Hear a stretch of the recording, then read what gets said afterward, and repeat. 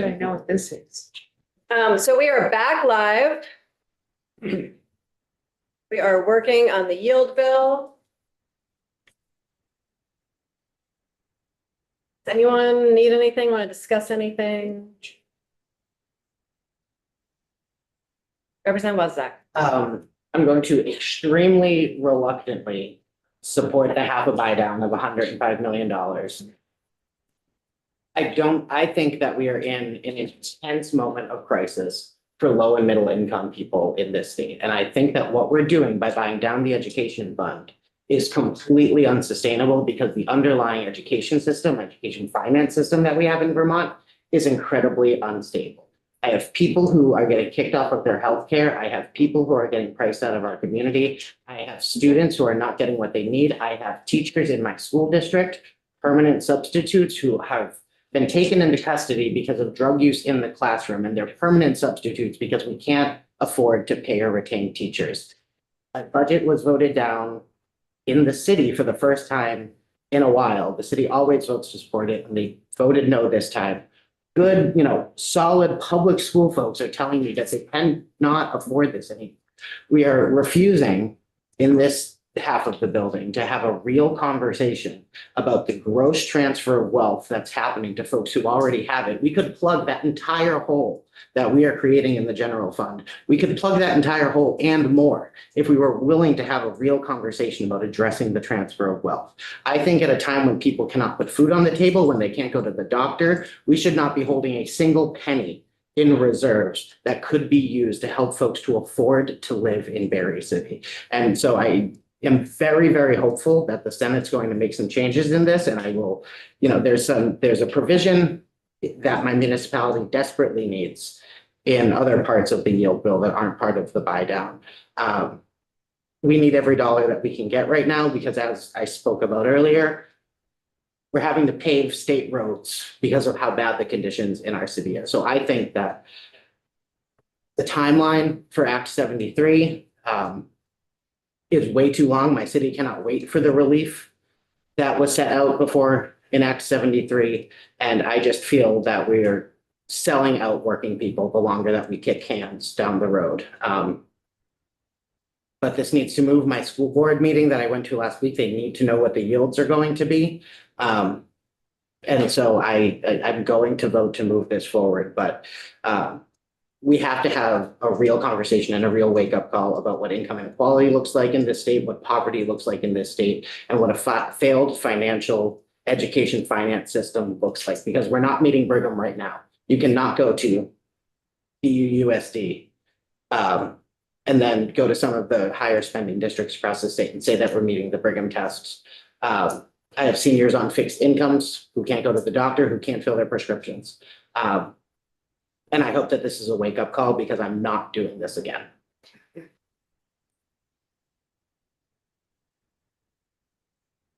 Yep. Jenny, I appreciate your position. I too represent people that have had their property taxes go up by 30%, 35%. They're struggling, and they are actually paying higher property taxes than our second homeowners in the same community as a rate. So that's not a just system either. And I'm looking for as much relief as possibly can. And I still know proper budgeting, that this is not the way to fund a budget long-term. And yet we continue to do it because our taxpayers are asking us to. So I will vote for it as well. I would rather see greater property tax relief as well, but maybe not from the same source. So that's why I will be supporting. Representative. I just want, I would be remiss that coming from appropriations, the one thing we've heard over and over and over again is don't use time money for ongoing operation. And we do that repeatedly in the ed fund, and it actually destabilizes the system. I'm tired of hearing us talk about how unstable the system is when we are at the source of much of the instability. And I've heard over and over from our boards, including at recent town meetings, please stop messing with our budget so we can do long range planning, because this is our safety net. And I hear you. There are lots of problems. I wish we'd fix Acts 127 because we could provide relief to your community immediately. I hope we figure out what happened to those 250 long-term weighted ADMs, because you should not be losing long-term weighted students right now at a time when we're phasing in the supposed benefits of Act 127.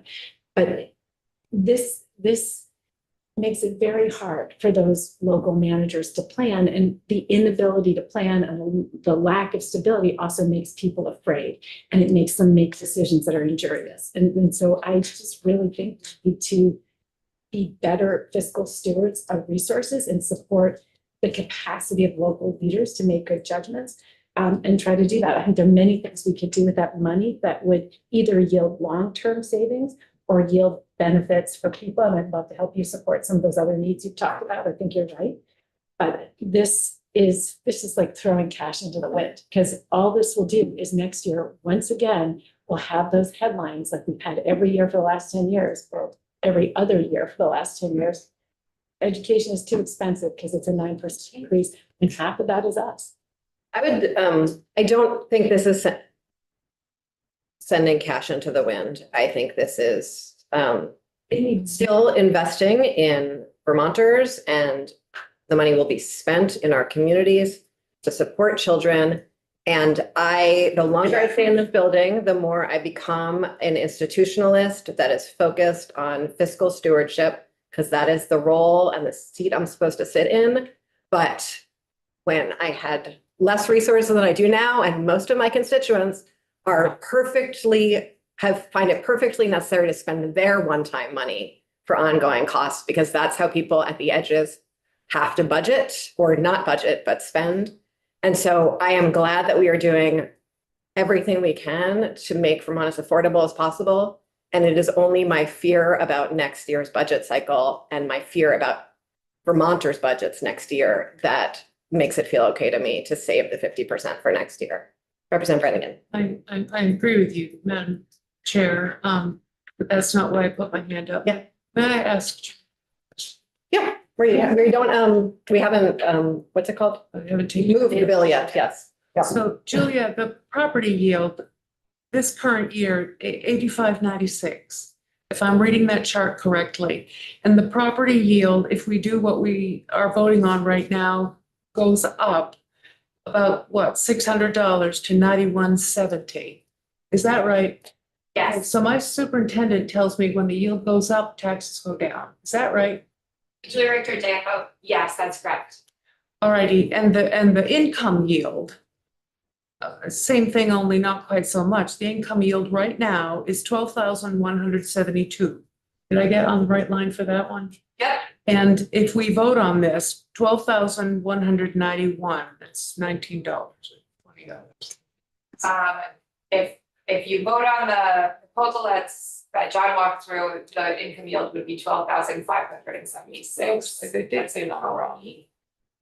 Oh, say it again, please. 12,576. And I do want to note that Thank you. these yields do have an inverse relationship to tax rates, meaning that if the yields go up, the tax rates go down. However, that doesn't necessarily mean that they have an inverse relationship, the same inverse relationship to bills, because bills are twofold, right? Both the rate and the base against which the rate is being applied. Yeah. Okay. John, can you remind me what the draft number is? 2.1. Thank you. Representative Maslin. Yeah, 3 or 4 things, like, Tenny, everything is representative, but everything you said was absolutely correct. And I also agree and understand that we could plug the hole if we, correct how we charge income taxes to the wealthiest Vermonters. And those of us who run the numbers know full well that if we put the Trump tax cuts on one side and see how grossly huge they are, and balance that against what might be proposed to be increasing income taxes on the wealthiest Vermonters, there's still a net gain for those people. Yep. I mean, it's unrecognized, it's recognizable, you can't miss it. And so I'd support any number of the different proposals to do that, and know that all my constituents, your constituents, with a few constituents, with a few outliers, we're getting in that game. So what's wrong with that? But then I'd say, with regards to where we are right now, the governor wanted us basically to take sweep all this money and put it into reducing property taxes. And as Representative Holcomb said at our town meetings, we said we wouldn't do that. But for practical terms, I'm willing to take half that. This is the art of the particle, art of the possible. I'm trying to be practical here and to move the bill forward so we see where we end up. So I'm happy to do that. I don't have a problem with that. And it also, as we're now proposing, would provide a little bit more money for appropriations to do things, all of which are worthy. The things that, no, we're not doing that. I thought okay, so I misunderstood. I thought we were carving out a little bit for folks. I'd support doing that at the end of the day if we figure out how to do that, but if that's not what we're able to do right now, okay, but I support providing appropriations for money because those of us who've been down there and testified know how difficult it is for them to sort out the merits of one proposal versus another. And these are all things that are Vermonters who need money. So I'll support this, or as I've said, that's it. Representative Holcomb, and then I'm hoping we can move towards a vote just because I want to make sure that we're all able to be here for the vote. And we have many more discussions we can have tomorrow and next week. Yes, but this is a. I understand. I'm not, It is a. I don't want us to rush the vote. I'm just, Well, we are rushing the vote. And the problem is, again, the tax rate bump we are committing to next year is already bigger than what we had in ed spending this year. And it is just hugely problematic. What we are not buying with that use of one-time money is any permanent affordability or any investment in a more functional system down the road. I'm going to go back to construction aid. There is no meaningful constructive consolidation without construction aid. And part of our challenge is we don't know how we're going to fund that. And that would actually give better opportunities to kids, including in your area, because I think some consolidation is needed in your area. And it would also give people healthier buildings.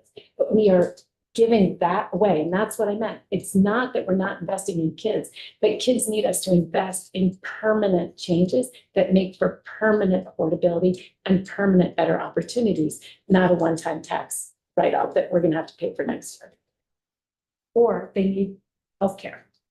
does anyone else have anything they'd like to say? Okay.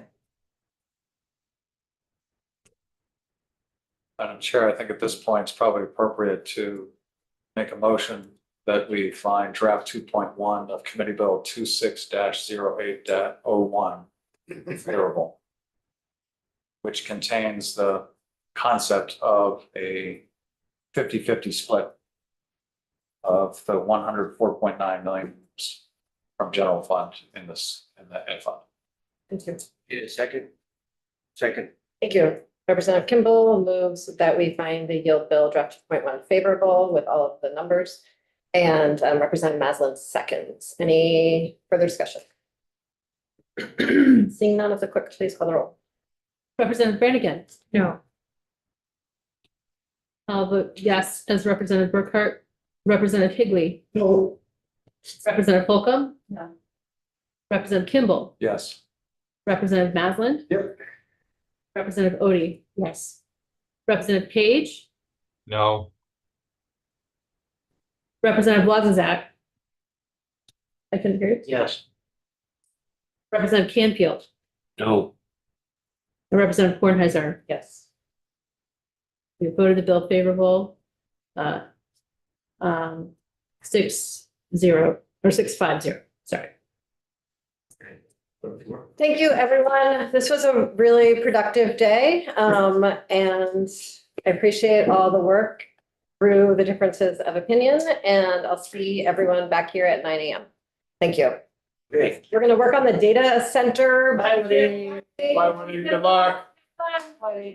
We're on the floor. We're going to work on the data center bill tomorrow morning at 9. So if folks have time to pre-read